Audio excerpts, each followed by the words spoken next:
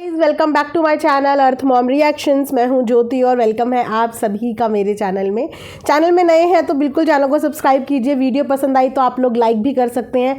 Comment section में बेझिझक एक मर्यादा में आप अपने कमेंट्स भी ड्रॉप कर सकते हैं। तो अगर आपको मुझे इंस्टाग्राम पे फॉलो करना है या आपको इंस्टाग्राम पे मुझसे बात करनी है तो ये मेरा इंस्टाग्राम हैंडल है JYOTI ज्योति_देहरादून। यहाँ पे आप मुझे इंस्टाग्राम में DM कर सकते हैं।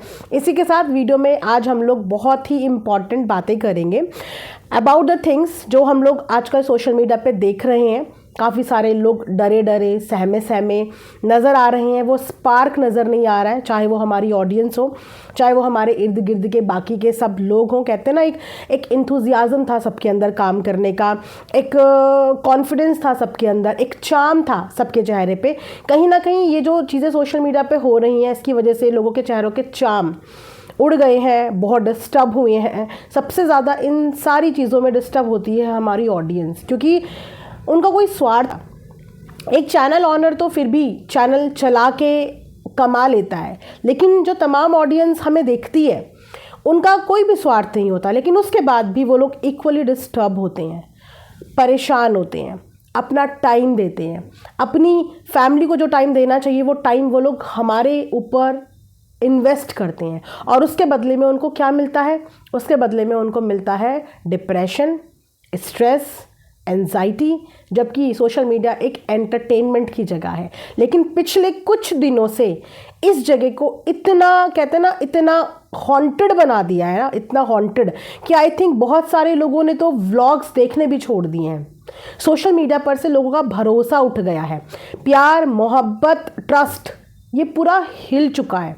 सपोर्ट हिल चुका है, स्टैंड हिल चुका है। ना स्किप करे हुए पूरा वीडियो आप लोग ज़रूर देखना। उसी के साथ आप लोगों के साथ शेयर करना चाहती हूँ मैं ये बैग्स, जो कि एक 4 का कॉम्बो है।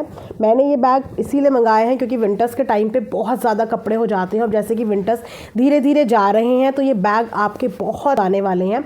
इसकी आप लोग स्पेस की अगर बात करोगे ना तो इसमें बहुत सारी स्पेस है, क्योंकि इससे पहले भी मैं ऑलरेडी 3 का सेट मंगा चुकी हूँ और इस बार मैंने वापस से इसको रिपीट किया है। ये देखिए फ़ोटो, ये मेरा पिछले 3 का सेट वाला है जिसके अंदर कपड़े बहुत सारे आ जाते हैं। तो विंटर्स के लिए ये कपड़े सारे पैक होंगे। मैंने उसके लिए कैरी बैग्स मंगवाए हैं। अगर आपको भी लेना है तो मेरी इसी वीडियो के कमेंट सेक्शन में आपको इनका लिंक मिल जाएगा, तो आप वहाँ से जाके बाय कर सकते हैं। सो गाइज़, यूट्यूब से गंदगी को बाहर करना है, मतलब यूट्यूब से गंदगी को बाहर करना है तो क्या आप ये अपनी टिप्स में गिन सकते हो कि यूट्यूब के अंदर कितनी गंदगी है? क्या यूट्यूब के अंदर गंदगी करने वाला कोई एक ही इंसान है, या 2 ही इंसान है, या 3 ही इंसान है, या 4 ही हैं, या 5 ही हैं, या फिर अगर मैं आपको बोलूँ कि 50% यूट्यूब में गंदगी चल रही है, तो क्या ये पॉसिबल है कि आप यूट्यूब की 50% गंदगी को कम कर दो? पॉसिबल नहीं है ना। लेकिन गंदगी को कम करते करते अगर आपको ये एहसास होना ही बंद हो जाए कि गंदगी को कम करने के संकल्प में आप खुद ऊपर से नीचे तक डे बाय डे गंदे होते चले जा रहे हो। गंदगी को साफ करने का मतलब मुझे लगता है ये बिल्कुल नहीं होता कि आप खुद भी इंसानियत, ह्यूमैनिटी भूल जाओ, आप खुद भी इनसेंसिटिव हो जाओ। सब एक फैमिली से आते हैं और एक भरपूर ब्लेस्ड फैमिली से आते हैं, जहाँ पे हमारे इर्द गिर्द हमारे बड़े बुजुर्ग, माँ पापा, सास ससुर, देवर देवरानी, जिठानी, बच्चे सबके पास होते हैं। लेकिन उसके बावजूद जो चीज़ें इस समय पे डे बाय डे सामने आ रही हैं, वहाँ से ऐसा लग रहा है कि क्या जिस लेवल की गंदगी थी उस लेवल की सफाई हो रही है, या फिर इस गंदगी को साफ करते करते आप खुद ही ये भूल गए कि आप किस लेवल पे जा रहे हैं, किस डायरेक्शन में जा रहे हैं। जब मैं इर्द गिर्द देख रही हूँ ना सबको, तो देख के अच्छा भी लग रहा है। अच्छा उन लोगों के लिए लग रहा है कि जिनको इस बात का एहसास हो रहा है कि इंसानियत से परे चीज़ें जा रही हैं। अगर किसी ने आपके साथ बुरा कर दिया और उसके बदले में आपने उसके साथ वही कर दिया, इनफैक्ट उससे 4 चीज़ें ज़्यादा कर दी, कि आपके साथ जिसने बुरा किया आपने उसके साथ तो किया ही किया, पर उसके परिवार वालों के साथ भी बुरा करा, तो आप बताइए कि ज़्यादा गलत कौन हो गया? आपने अपना स्तर उससे भी नीचे गिरा दिया। आप एक चीज़ का अच्छा काम करने चले थे, लेकिन उस अच्छे काम को करते करते आपने उससे भी ज़्यादा बुरे काम कर लिए। और शायद ये रियलाइजेशन ना इंसान को तब नहीं होता जब चीज़ों में गर्मा गर्मी चल रही होती है। ये एहसास तब नहीं होता जब हमारे ऊपर ईगो हावी हुई होती है और हमने बस ये ठाना होता है कि हमें एनी हाउ बस किसी को गिराना है और घुटनों पे लाना है। इसे अहम कहते हैं, इसे ईगो कहते हैं। और उस ईगो की बलि बहुत सारे मासूम लोग चढ़ते चले जाते हैं और आप अपनी उस विक्ट्री को एंजॉय करते हैं क्योंकि आपको लगता है कि आप जीत गए, लेकिन आप इंसानियत की नज़रों में धीरे धीरे गिर रहे होते हो। तो ये चीज़ अपने आप खुद महसूस करने वाली होती है। अब अगर आप थोड़ा सा फ्लैशबैक में जाओगे तो एक परिवार की एक बहू बोलो, बेटी बोलो, सोशल मीडिया की एक पर्सनालिटी, सोशल मीडिया की जानने वाली एक लेडी जिसको कुछ लोग बेटी, कुछ लोग बहू ये सब मानते थे, जब उसके साथ चीज़ें ख़राब हुई तो आधा सोशल मीडिया उसके साथ था, हम उसके साथ थे। क्यों? क्योंकि उस समय पे इंसानियत थी। और वो जो सपोर्ट लोग बोलते हैं ना, बेसिकली वो सपोर्ट नहीं होता, वो होती है इंसानियत कि किसी एक इंसान के साथ बुरा हो रहा है, भले ही वो रिश्ते में हमारा कुछ नहीं लगता, हमें उससे कोई फ़ायदा नहीं है, ना हम उससे कभी मिले, ना हमारे अंदर कभी भी ये इच्छा है कि हम इससे मिलेंगे, ना हमारे अंदर कभी भी ये इच्छा है कि ये हमारी वीडियो में आए या हम इसकी वीडियो में आए या हम इसके पास तक पहुंच जाए।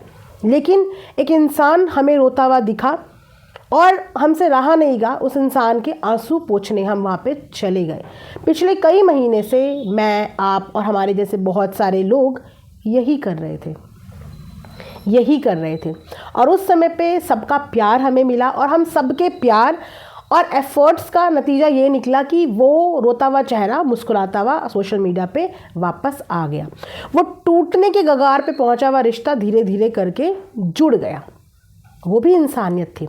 उसके बाद दोबारा से एक चीज़ रिपीट हुई जहाँ पे फिर से एक इंसानियत की बात थी, जहाँ पे हमारे सामने एक ऐसी औरत खड़ी थी जो सोशल मीडिया पे थी, जो अपना दुख लेके यहाँ पे आई, जो अपनी परेशानी लेके यहाँ पे आई और उससे हम सब ने कनेक्ट किया। It's all about guys connection. Again, ना हमें उससे कभी मिलना था, ना हमें उससे कभी बात करनी थी, ना हमें कभी उसकी वीडियो में आना था, ना ही हमें कभी उसको अपनी वीडियो में लाना था।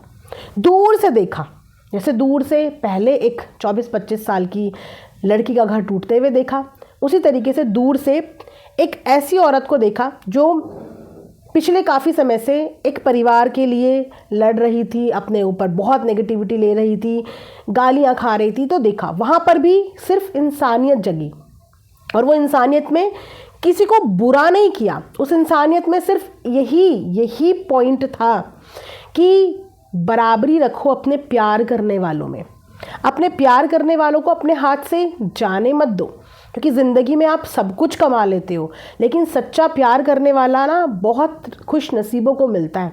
और जिसने आपके बुरे वक्त में साथ दिया हो ना, वो वक्त इंसान को कभी नहीं भूलना चाहिए। बोलते हैं ना, डूबते हुए को तिनके का सहारा। एक इंसान डूब रहा है, लेकिन अगर उस एक तिनके ने उसकी ज़िंदगी बचा ली तो वो ये नहीं सोचेगा कि ये तो मात्र एक तिनका था, इसने तो एक ही दिन मेरे साथ बिताया है।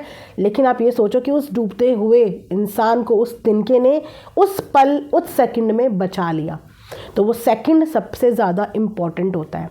जिस समय एक इंसान टूट रहा होता है, बिखर रहा होता है, ज़िंदगी के एक ऐसे पड़ाव पे होता है और वहाँ पे अगर उसका कोई सहारा बन जाए तो वो सहारा इंसान को ज़िंदगी भर याद रहता है, ज़िंदगी भर।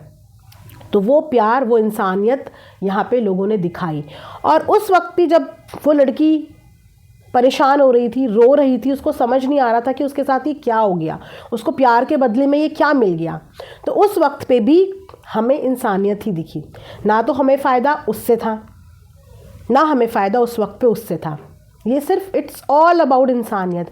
और अभी जो चीज़ें हमने देखी उस समय पे भी सिर्फ इंसानियत बोली, क्योंकि मुझे औरों का पता नहीं, बट मेरी यहाँ पे किसी से भी पर्सनली कोई भी दुश्मनी नहीं है। मेरी आज तक कभी किसी से तू मैं भी नहीं हुई है।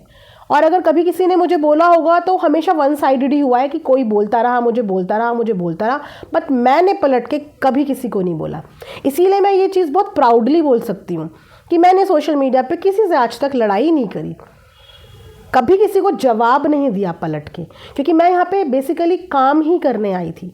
मैं यहाँ पे काम ही कर रही हूँ और आगे भी मैं ऐसे ही काम करूँगी। और मुझे ये काम इसीलिए पसंद आता है क्योंकि रिएक्शन के माध्यम से हमें अपनी बात कहने का मौका मिलता है।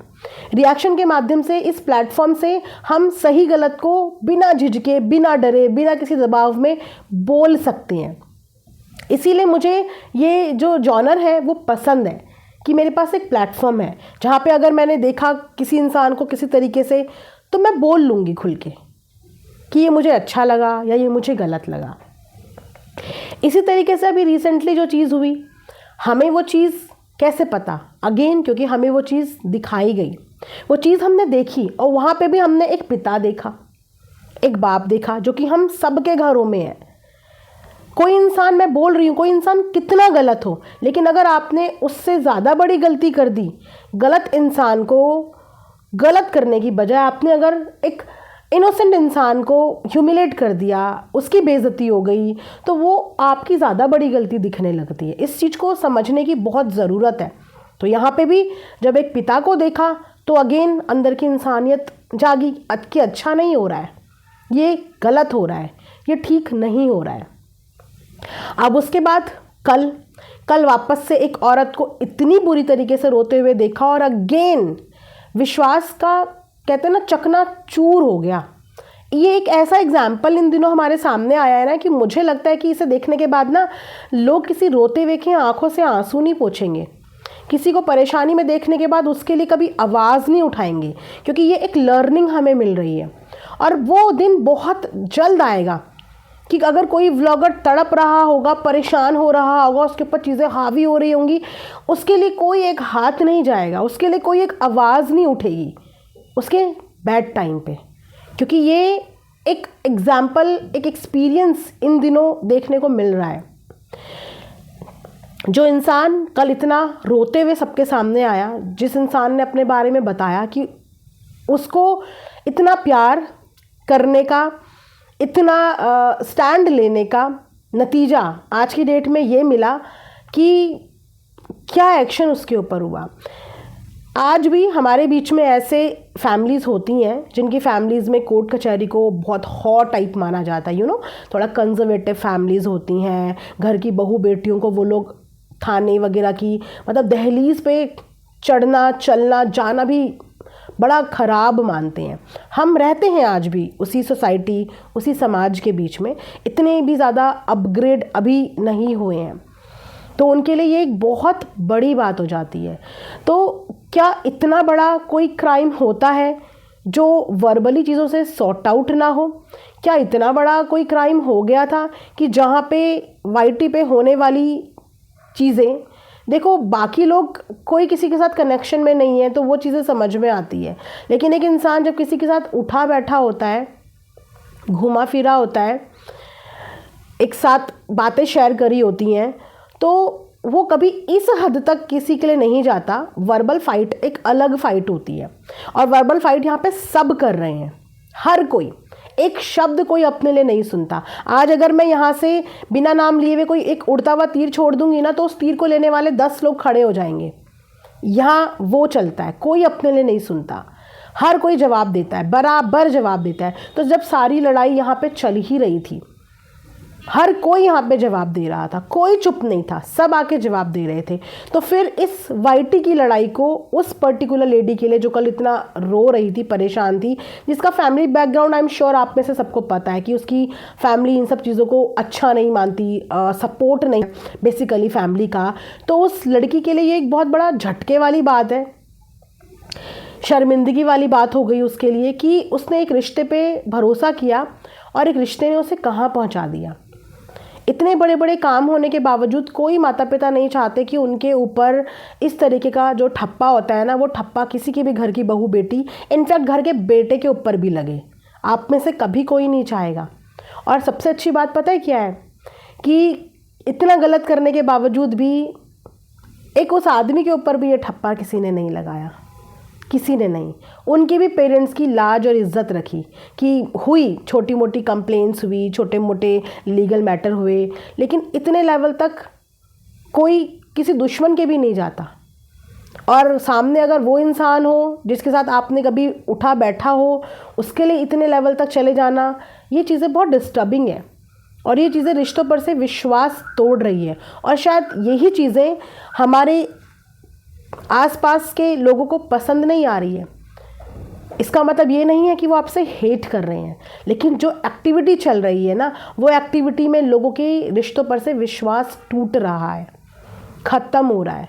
और कोई अब किसी पे मुझे नहीं लगता विश्वास कर पाएगा, रिलाई कर पाएगा, कोई किसी के लिए खड़ा हो पाएगा, कुछ भी कर पाएगा। सो बेसिकली मैं समझ नहीं पा रही हूँ कि ये एक ईगो की लड़ाई है, कि इस ईगो की लड़ाई को आप किसी की ज़िंदगी से बिल्कुल ऐसे ख़त्म करने का सोच लो जबकि आप सब लोग बोलने में सक्षम हो, लड़ने में सक्षम हो। अगर हम कोई चीज़ देखें ना तो फिर हमें उस चीज़ के लिए फील भी ना हो, उस चीज़ के लिए बुरा भी ना लगे। लेकिन अगर कोई चीज़ हमारी आंखों के सामने आ रही है, कि दिल तो सबके पास है ना, दिल तो सबके पास है। और ये फील पता है कौन कर सकता है गाइस? जो एकदम न्यूट्रल हो, जिसकी किसी से दुश्मनी ना हो। क्योंकि आधी चीज़ें तो सिर्फ इसीलिए हो रही हैं क्योंकि कोई किसी को पसंद नहीं करता, कोई किसी को दुश्मन बना के बैठा है, किसी के दिल में किसी के लिए नफ़रत है, किसी को किसी से रिवेंज लेना है, सिर्फ इसीलिए। लेकिन अगर मैं न्यूट्रल हूँ तो मेरे अंदर वो इंसानियत रहेगी, मेरे अंदर वो दिल दुखेगा भी। अगर मैं किसी को भी रोता हुआ देखूँगी तो मुझे तकलीफ़ होगी कि यार क्या सिचुएशन आ गई है। एक दूसरे के दुश्मन भी नहीं है, लेकिन उसके बावजूद भी रोना पड़ रहा है। सबके परिवार डिस्टर्ब हुए हुए हैं, सबका सुकून ख़त्म हुआ है। क्यों? किस लिए? राइट? तो सोचा चलो थोड़ा सा आप लोगों के साथ शेयर करें कि इट्स हाई टाइम कि चीज़ों को समझो, चीज़ों को समझो कि आप में से कोई भी यहाँ पे दुश्मन बनाने नहीं आया था। और आप लोगों के तो कभी कोई दुश्मन थे ही नहीं। क्यों इस दुश्मनी की रेस में घुस रहे हो? डे बाय डे ये दलदल है, इसमें घुस रहे हो, इसमें फंस रहे हो, इसमें फंस रहे हो। और इतना ज़्यादा ना फंस जाना कि फिर बाहर निकलने के लिए कोई हाथ ना मिले और इस दलदल में डूब जाओ। बस इतना मत फंस जाना, क्योंकि जिस दिन इतना भी फंसे ना, हमें शायद बीइंग अ न्यूट्रल रिएक्शन उस दिन भी बुरा लगेगा, उस दिन भी तकलीफ़ होगी। उस दिन शायद हम आपके लिए या आपके लिए भी फिर दोबारा से बोलने आए कि नहीं, इसके साथ धोखा हो गया, इसके साथ ही अच्छा नहीं किया, इसने अच्छाई करी थी, इसको ये सिला मिला। तो ये आवाज़ उस दिन भी निकलेगी, जिस दिन तकलीफ़ में आप में से कोई होगा, ये आवाज़ उस दिन भी निकलेगी। तो आई होप कि मेरी आवाज़, मेरे थॉट्स आप लोग रिस्पेक्टफुली सुन रहे हो, सोच रहे हो, समझ रहे हो। इसीलिए नॉर्मल है क्योंकि मेरा कोई दुश्मन नहीं है, इसीलिए नॉर्मल है कि मैं किसी से नफ़रत नहीं करती, इसीलिए नॉर्मल है कि मुझे सबके आंखों में आंसू देख के बुरा लगता है, तकलीफ़ होती है। और शायद हर नॉर्मल इंसान को, जिसका किसी से कोई इशू ना हो, आज उस हर नॉर्मल इंसान को ये चीज़ बुरी लग रही है, ये चीज़ अच्छी नहीं लग रही है। तो जो चीज़ अच्छी नहीं लग रही है उसको अच्छी नहीं लग रही है बोलना क्राइम नहीं होता गाइस। नहीं लग रही है तो नहीं लग रही है, क्या कर सकते हैं? किसी को खुश करने के लिए ये नहीं बोल सकते कि ये अच्छा हो रहा है, जबकि दिख रहा है हमें कि ये अच्छा नहीं हो रहा है। तो दूसरों को खुश करना छोड़ दो, अपनी खुशी के बारे में सोचो कि आपका मन क्या कह रहा है। क्या आपको ये करके सुकून मिल रहा है? क्या आपको ये सब करके खुशी मिल रही है? अगर आपको खुशी मिल रही है, आपको सुकून मिल रहा है, तो रोज़ करो, हर मिनट करो, हर घंटे करो। लेकिन एक बार अकेले में, इस भीड़ भाड़ से अलग बैठ के शांति सुकून में सोचना कि आपको इस चीज़ से खुशी मिल रही है या डे बाय डे आप इस चीज़ से सिर्फ तकलीफ़ पा रहे हैं, सिर्फ रो रहे हैं। सोचना ज़रूर इस चीज़ के बारे में। फ़िलहाल ये वीडियो मैं यहाँ पे एंड करती हूँ। आई होप आप लोगों को पसंद आए। अपना ढेर सारा ख्याल रखिए। Thanks for watching Earth Mom Reactions. Bye bye, take care, love you.